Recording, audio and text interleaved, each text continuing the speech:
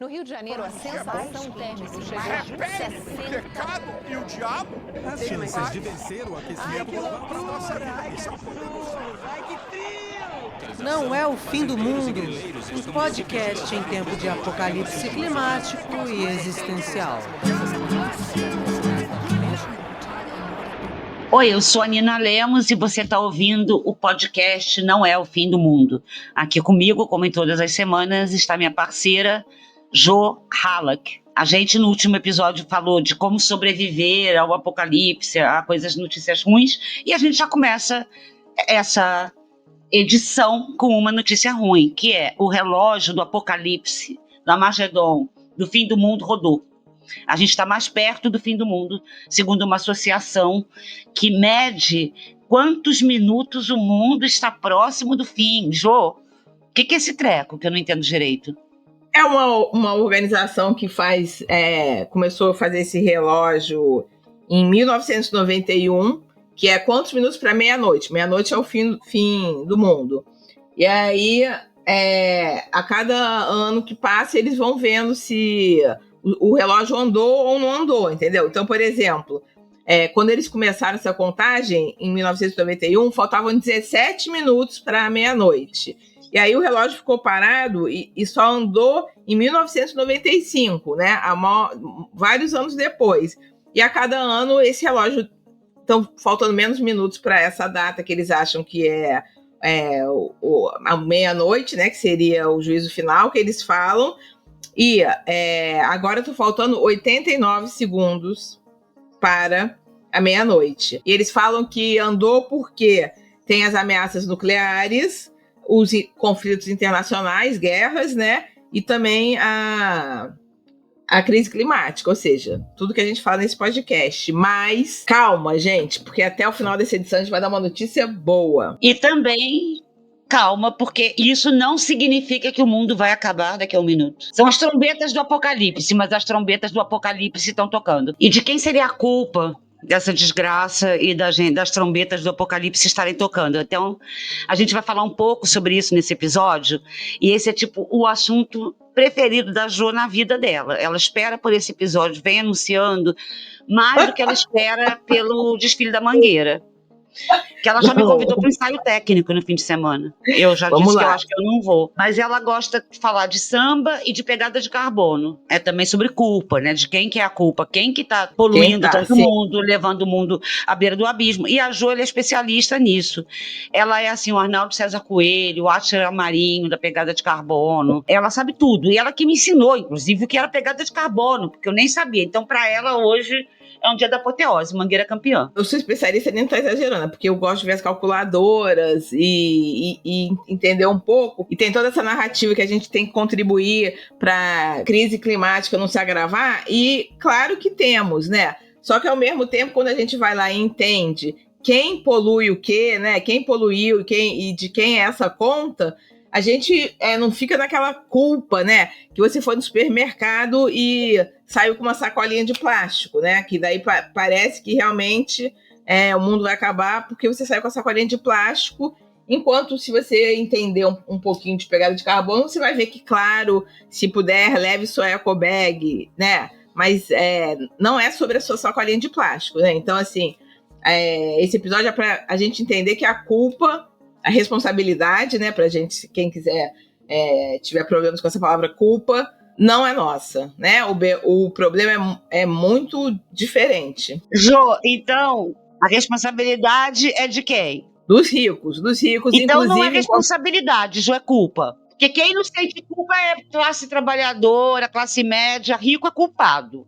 Não, e enquanto a gente está falando isso, a real é que esse ano a gente está em janeiro, né? E os super ricos, eles já superaram as emissões que eles tinham direito no ano inteiro. E vão continuar como gastando. Assim, se a gente dividisse, cada um vai emitir 1000 milímetros, nem sei se é milímetro, tá?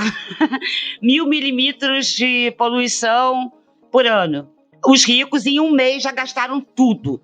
Tudo que você, classe média, classe trabalhadora, classe média alta, vai gastar em um ano ou dois. Não é isso, Jô?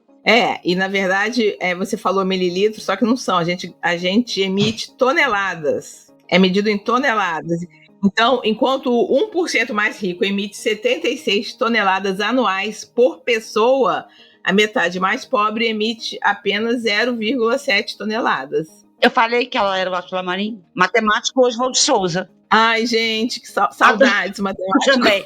Eu tenho muito apego a ele. Você não sabe quem é, dá um Google. A gente tem essa coisa da pegada de carbono, que na verdade, assim, são metodologias, né, para quem não sabe o que é uma conta que analisa o quanto as ações humanas elas estão impactando em emissões de carbono, né, na atmosfera, né? E é uma conta que ajuda a entender o quanto que cada coisa que você faz está impactando e você também fazer escolhas, né? E essa calculadora é online, você acha em qualquer lugar, para quem quiser calcular a sua pegada de carbono. Sim, e assim, na verdade, são várias metodologias, né? Então, tem milhões de calculadoras, se você for na internet, tem várias, e cada uma utiliza alguns parâmetros, então não é que é um número fechado. Cada uma adota uma metodologia, mas eu acho que qualquer uma delas dá noção de como a sua vida está impactando, né, o seu estilo de vida,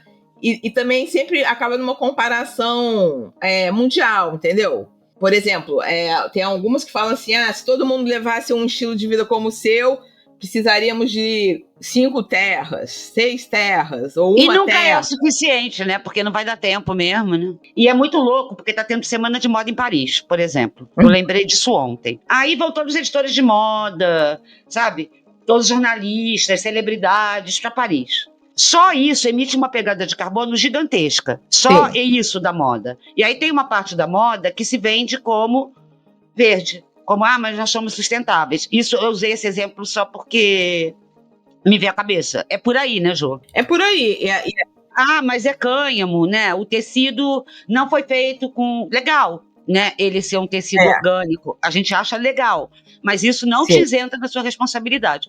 Quando se participa de uma semana de moda, você está aumentando a poluição no mundo, gente. Essa que é a realidade. Desculpa, mas... E falando em moda, essa semana ainda teve esse bafo da moda, né? Que a Stella McCartney se separou do grupo que era o grande acionista, que é o LVMH, não sei como é que fala. Como que fala? O da Louis Vuitton lá, de todo mundo. Louis Vuitton, exatamente.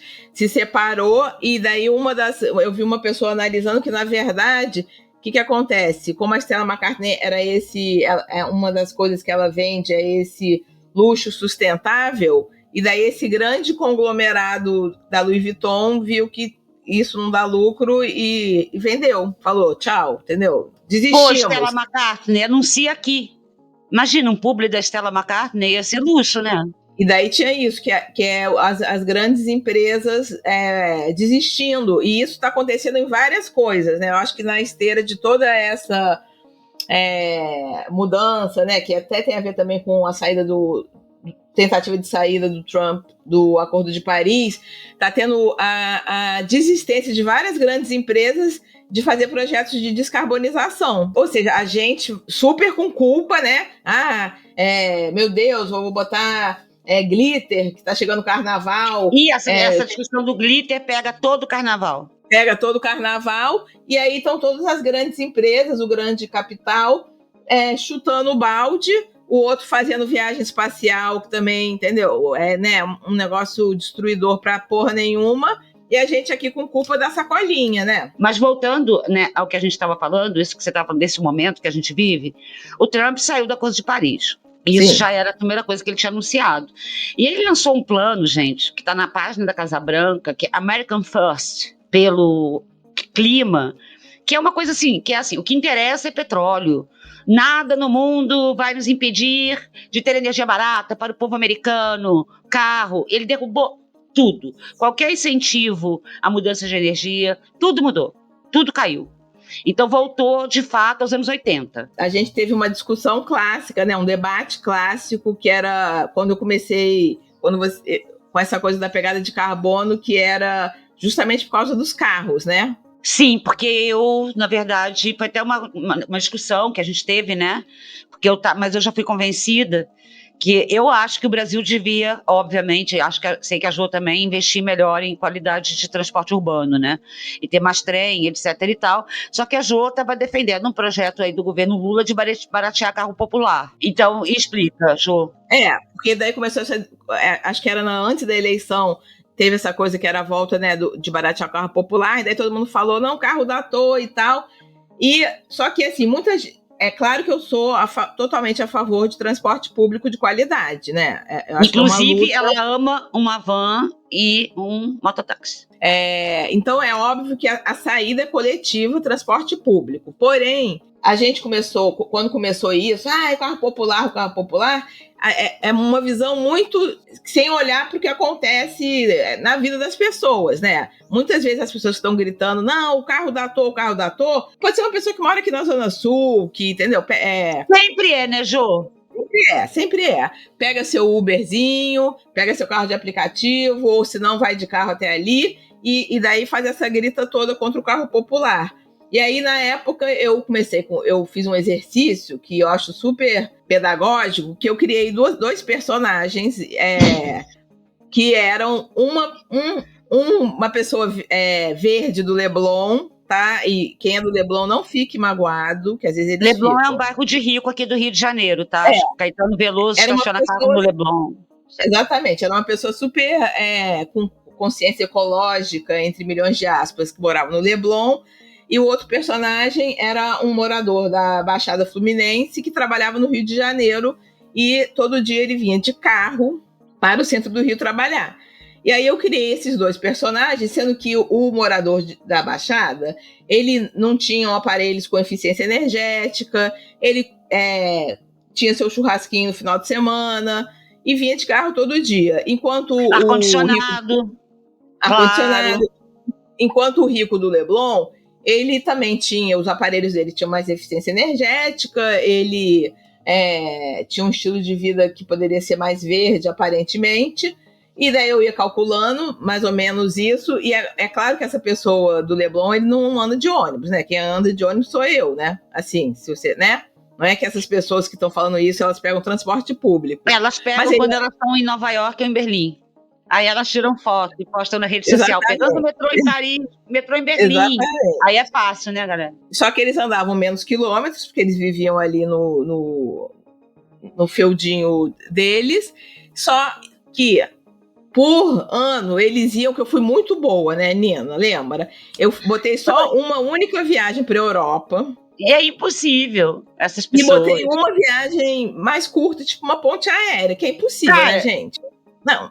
E sendo assim, que essa elite que a gente está falando, que a gente não vai citar nomes um dia no Proibidão, mas pense aí no apresentador de televisão. E aí, só nessa viagem, mesmo que fosse de avião comercial, não precisava ser no jatinho, a pegada de carbono dessa pessoa já ia, entendeu? Já estourava muito mais do cara que morava, o cara inventado, né? Que morava em Belford Roxo, entendeu? E que pegava o seu carrinho para vir trabalhar no centro, porque a gente sabe que o sistema de transporte coletivo no Rio é um horror, o trem é um horror, as pessoas caem, né, no vão do trem, entendeu? Atrasa, para porque está tendo tiroteio. Quando a gente vê todo mundo agora comprando seus carros elétricos e achando maravilhoso... Bike elétrica. Quê? E a bike elétrica. Vai ver a pegada de carbono dessa gente, entendeu? É gigantesca. É muito ruim. Agora, o que a gente também quer falar aqui, e a culpa, agora eu vou voltar para a culpa, porque a gente quer deixar as pessoas culpadas, é que a culpa disso, por causa dessa pegada de carbono, aumentou demais a culpa dos milionários. Eles estão emitindo 4 vezes mais poluição do que eles emitiam antes por uso de jatinhos. O jatinho, ele emite pelo menos 10 vezes mais poluentes por passageiro do que um voo comercial. Então, assim, você já se ferrou se você pegou um jatinho uma vez. A pegada de carbono da Anitta, imagina. Ai, meu Deus, já tô eu mexendo com fandom. 10 vezes mais. E o aumento do uso de jatinho privado cresceu em 4 anos 50%. Ou seja, os ricos, gente, rico aqui não é classe média alta, não. A gente tá falando de milionário, tá? É Luciano Huck pra cima que a gente tá falando, né? Esse padrão.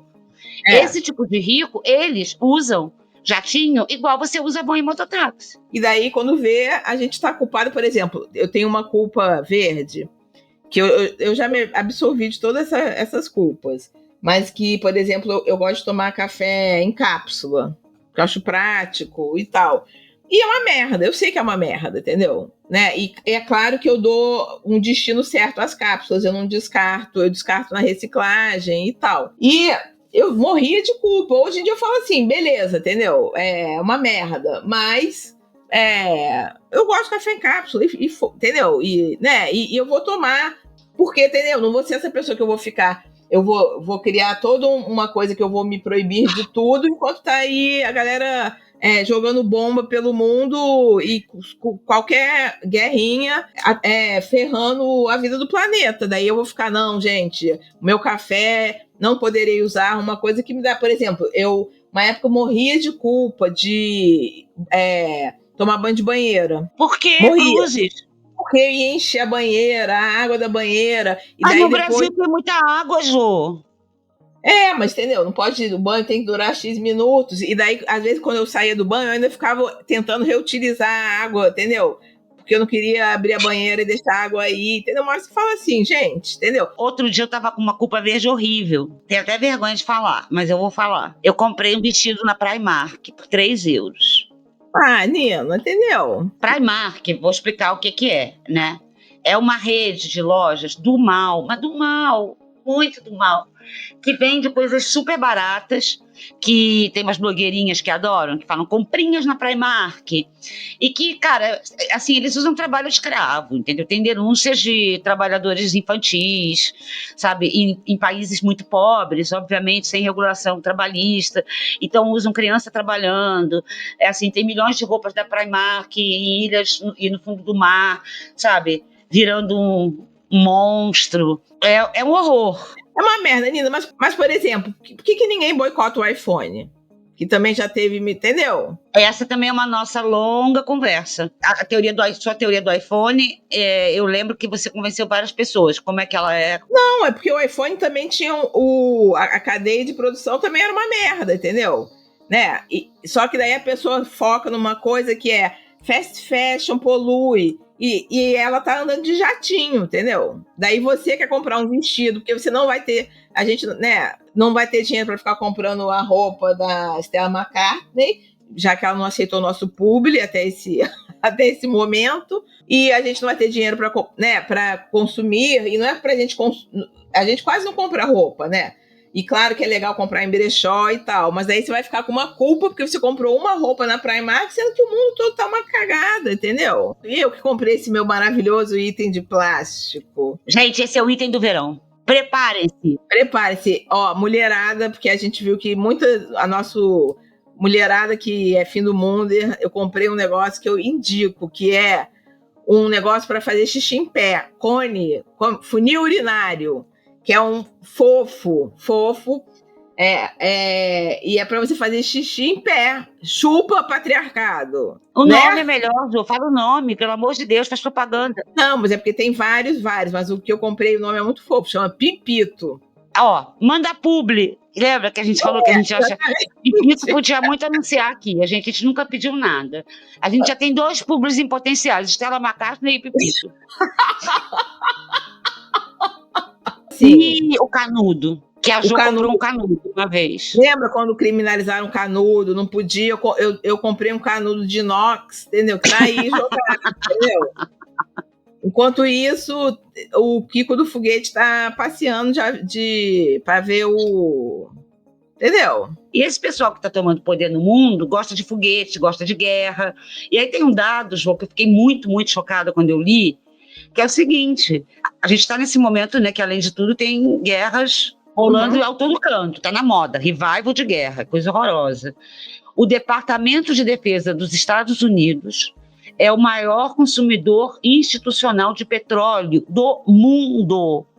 E como resultado, um dos maiores emissores de gases de efeito estufa do mundo. E isso é uma pesquisa da Brown University. É uma pesquisa de uma das grandes universidades americanas. Não é coisa da minha cabeça, não, gente. Isso é uma loucura. E segundo a ONU, As Forças Armadas americanas são responsáveis por cerca de 5,5% das emissões globais de gases de efeito estufa. E tá aí a gente com culpa verde por causa de uma sacolinha, De um canudinho de plástico, que nem existe mais também, né? Tiraram. E um vestidinho na Primark, sendo que eles estão fazendo guerra e foguete. Sim, e não significa que a gente é a favor de dominar o mundo com plástico, abaixo o plástico. Não. Mas a culpa não é nossa.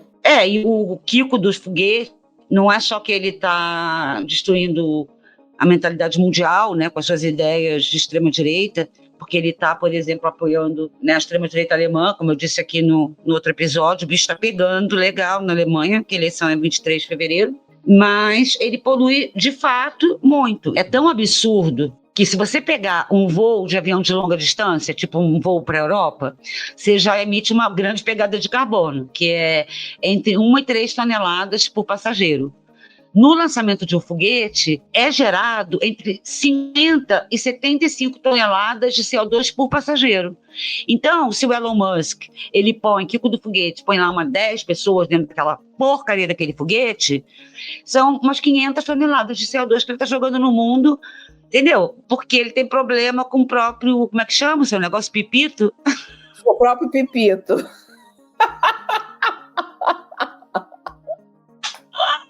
Total. Se a gente der um pepito para Elon Musk, a gente resolve os problemas do Elon mundo. Musk, para de tomar ketamina. Vem, eu te empresto meu pepito. Para com essa merda. E vamos fazer um mundo diferente, né?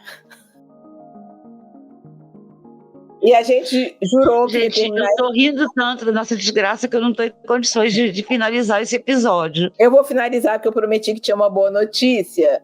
Ah, é verdade. Eu falei, sempre tem coisas acontecendo, né? Para todos os lados. E saiu uma reportagem falando como a Mata Atlântica, que é um grande bioma aqui do Brasil, né? Tá se recuperando. Tanto por reflorestamento, quanto pela floresta, reflorestamento provocado, né? Assim, digamos assim, quanto pela floresta também crescendo. Então, uma boa notícia, apesar de em vários lugares as fronteiras agrícolas estarem querendo entrar na área de floresta, os últimos dados são de que aumentou a cobertura de Mata Atlântica. Isso é maravilhoso. Isso é uma excelente notícia. Sim, e depois de mais de 100 anos, antas foram vistas no Rio de Janeiro, no estado do Rio de Janeiro, que parecia que não tinha mais. E onde que tem anta? Tá extinta?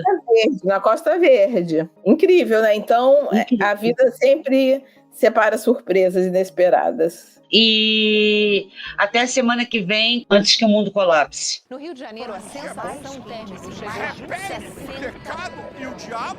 As chances de vencer o aquecimento global para nossa vida são